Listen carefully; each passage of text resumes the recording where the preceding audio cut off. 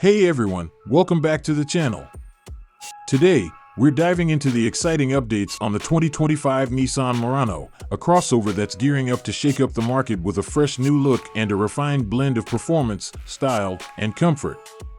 Nissan first introduced the Murano back in 2003, and while it made a splash in its early years, the competition has caught up. But with the 2025 model, Nissan is stepping up its game. Spy photos have shown us that this new Murano is ready to take on rivals with a bold redesign. The most noticeable changes include a sharper, sportier profile, a sleeker roofline, and a narrower rear quarter window. The design even draws comparisons to the luxurious Genesis GV70, hinting that Nissan is targeting drivers who crave high-end looks without the premium price tag. Now, let's address the elephant in the room. Is the 2025 Murano going electric?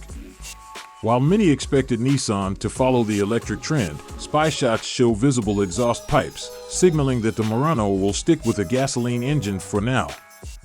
Rumors suggest that the 2025 model will keep its trusted V6 engine, known for providing strong and reliable performance.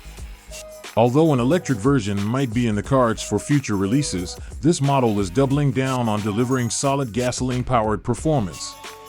On the inside, the 2025 Murano is expected to remain a two-row SUV, offering comfortable seating for 5 passengers. It's perfect for small families or those who want SUV versatility without the bulk of a third row.